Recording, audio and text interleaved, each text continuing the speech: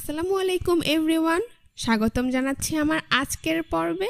মাত্র 2টি সেদ্ধ ডিম আর পেঁয়াজ দিয়ে খুবই সহজভাবে ভীষণ মজাদার মুচমুচে একটি বিকেলের স্ন্যাক্স রেসিপি আজকে আপনাদের সাথে শেয়ার করব। বিকেলে চায়ের আড্ডায় চা তৈরির আগেই ঝটপট মাত্র 5 মিনিটেই তৈরি করে নিতে পারবে। নাস্তাটি একবার তৈরি করে দিলে পরিবারের বড় থেকে ছোট সকলেই খুবই পছন্দ করবে। আশা করছি আজকের রেসিপিটা আপনাদের সবার কাছে ভীষণ ভালো লাগবে। তো চলুন এই সহজ রেসিপিটি দেখে নিচ্ছি। এই রেসিপিটি তৈরি করার জন্য প্রথমে এখানে আমি 2টি সেদ্ধ ডিম নিয়েছি। ডিমগুলোকে আমি আগেই সেদ্ধ করে খোসা ছাড়িয়ে পরিষ্কার করে নিয়েছি। এখন এখান থেকে একটি ডিম নিয়ে নিচ্ছি, তারপর একটি ছুরি দিয়ে এটাকে সমান 2 ভাগে ভাগ করে নিচ্ছি। এবার এই অর্ধেক ডিমটার এক পাশ থেকে এইভাবে চিকন স্লাইস করে কেটে নিচ্ছি। তারপর এই স্লাইসগুলোকে একসাথে করে আড়াআড়ি করে এইভাবে কেটে নিচ্ছি। দেখতেই পাচ্ছেন ডিমগুলোকে আমি ঠিক এইভাবে কুচি করে কেটে নিয়েছি। এখন ডিমের অন্য ভাগটাকেও আমি একইভাবে কেটে নিচ্ছি। আপনারা একটু খেয়াল করলেই বুঝতে পারবেন কাজটা আমি ঠিক কিভাবে করছি। দেখতেই পাচ্ছেন আমার কিন্তু একটি ডিম কাটা হয়ে গিয়েছে। এখন একইভাবে আমি অন্য ডিমটাকেও কেটে নেব।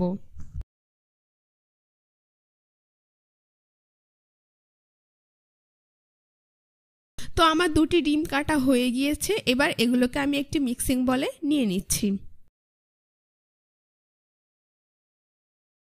তারপর এর মধ্যে দিয়ে দিচ্ছি 2টি বড় সাইজের পেঁয়াজ কুচি, কাঁচামরিচ কুচি দিয়ে দিচ্ছি 3 থেকে 4টি, দিয়ে দিচ্ছি স্বাদ মতো লবণ, চিলি ফ্লেক্স দিয়ে দিচ্ছি 1/2 চা চামচ পরিমাণ, চাট মশলা দিয়ে দিচ্ছি 1 চা চামচ পরিমাণ, দিয়ে দিচ্ছি 1/2 চা চামচ পরিমাণ আদা বাটা, 1/2 চা চামচ পরিমাণ রসুন বাটা, ভাজা জিরার গুঁড়ো দিয়ে দিচ্ছি 1/4 চা চামচ পরিমাণ, আর গরম মশলার গুঁড়ো দিয়ে দিচ্ছি 1/4 চা চামচ পরিমাণ, ধনিয়া পাতা কুচি দিয়ে দিচ্ছি 1 চা চামচ পরিমাণ। এইবার এই সবগুলো উপকরণ একসাথে হাত দিয়ে খুব ভালো করে মিশিয়ে নিচ্ছি। একদমই আলতো হাতে মিশিয়ে নিতে হবে। আশা করি আপনারা দেখেই বুঝতে পারছেন। এবার নাস্তাটাকে ক্রিস্পি বানানোর জন্য আমি দিয়ে দিচ্ছি 2 টেবিল চামচ পরিমাণ কর্নফ্লাওয়ার, আর নাস্তাটির বাইন্ডিংয়ের জন্য এখানে অ্যাড করে দিচ্ছি 3 টেবিল চামচ পরিমাণ বেসন। তো বেসন আর কর্নফ্লাওয়ারটাকেও সবকিছুর সাথে খুব ভালো করে মিশিয়ে নিচ্ছি। আপনারা চাইলে এখানে কর্নফ্লাওয়ারের পরিবর্তে চালের গুঁড়ো ব্যবহার করতে পারবেন। তো দেখতেই পাচ্ছেন মেশানো হয়ে গিয়েছে। এখন সবশেষে এখানে আমি অ্যাড করে দিচ্ছি 1 চা চামচ পরিমাণ পানি।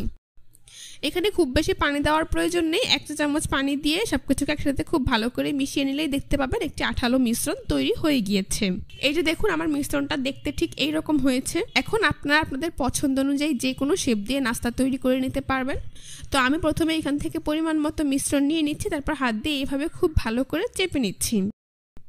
তারপর 2 হাত দিয়ে এভাবে ঘুরিয়ে গোল বলের মতো করে এভাবে আলতো করে চেপে চ্যাপটা করে দিচ্ছি।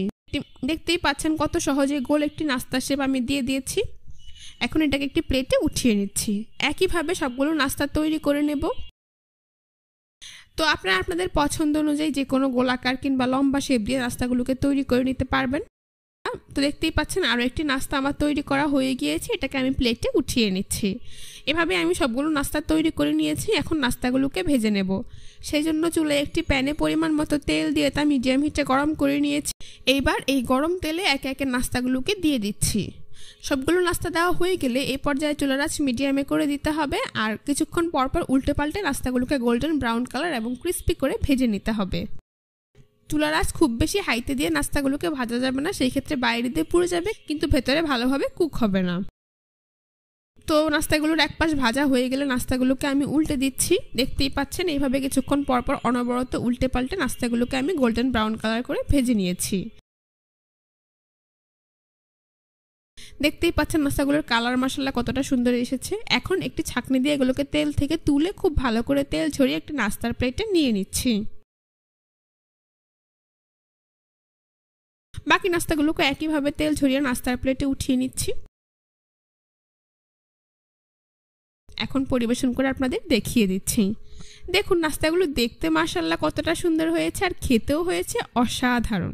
চাইলে বাচ্চাদের টিফিনের জন্য কিংবা অতিথি আপ্যায়ন ও বিকেলে চায়ের আড্ডায় আপনারা ঝটপট চা তৈরির আগেই এই নাস্তাটি তৈরি করে নিতে পারবেন। গরম গরম চায়ের সাথে কিন্তু এই ডিম পেঁয়াজের পাকোড়াটা খেতে অনেক বেশি ভালো লাগবে। একবার তৈরি করলেই দেখবেন পরিবারের বড় থেকে ছোট সকলেই খুবই পছন্দ করছে। যে কোনো ধরনের চাটনি কিংবা টমেটো কেচাপের সাথে খেতে ভালো লাগবে। আশা করছি আজকের রেসিপিটা আপনাদের সবার কাছে ভীষণ ভালো লেগেছে। রেসিপিটি ভালো লাগলে অবশ্যই আমার চ্যানেলটি সাবস্ক্রাইব করবেন। পাশে থাকা বেল বাটনটি অন করে দিন। আজ এ পর্যন্তই। সবাই ভালো থাকবেন, সুস্থ থাকবেন। আল্লাহ হাফেজ।